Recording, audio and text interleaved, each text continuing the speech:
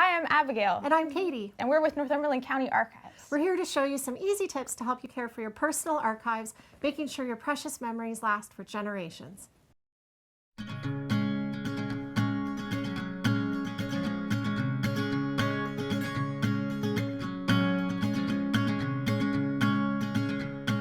Let's talk about storage. Yeah, so when it comes to storing your materials, you want to keep them in a stable, clean environment. Avoid places that are prone to drastic fluctuations in temperature and relative humidity, because those fluctuations cause fibers to expand and contract, leading to cockling, warping, curling, all that bad stuff. And you want to keep your materials in the heart of your home. Most people want to throw their old photographs in the attic or in the basement or in the garage. Those are the worst places. You want to keep them in the heart of your home and away from exterior walls, off the floor so that they're away from water or any flooding potential, and in a clean environment to deter from pests and insects. So remember, keep your materials in a stable, clean, dry, dark environment.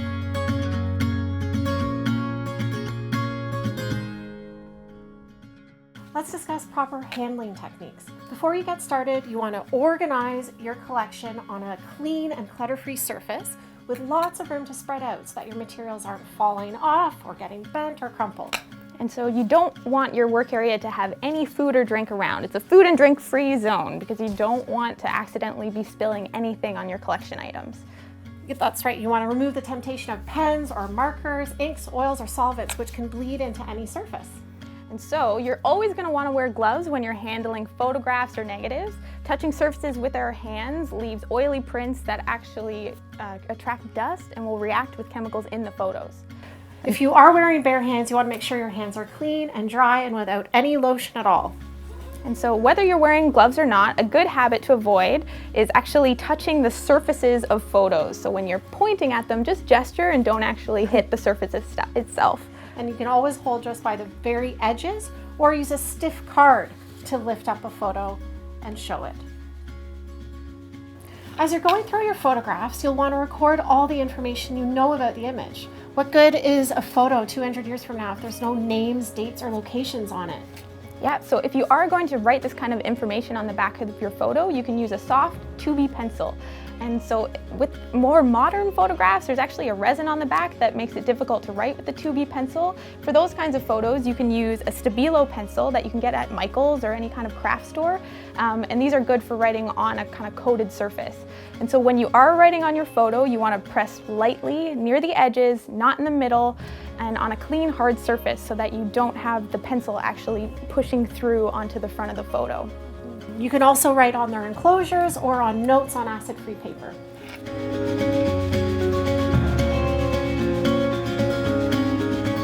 So let's talk about preparing your materials properly for storage. Everything that comes into direct contact with your archival materials matters for the long-term preservation of your materials.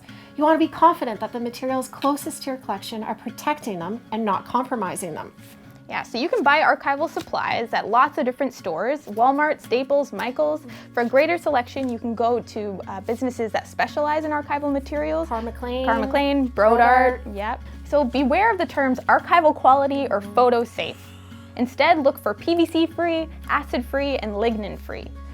Any plastic sleeves you need to be made of pure polyester, polyethylene, or Polypropylene. Yes. Who wants to say that? Because they are chemically inert and won't react with the photos. So choose the proper size container and sleeves for your materials so they're not crumpled, bent, folded, or have too much room to move around and get damaged. So if your box has too much space, either use a smaller box or use a support to make sure that the materials are upright and secure. You don't want to overstuff the box either because you want to be able to retrieve materials easily so that you're not tugging or pulling and adding stress on the materials. Yeah, so for economy of space, materials, and the comfort of your collection, it's often a good idea to group like materials together. Papers in folders and envelopes, and photos in sleeves and paper flap enclosures.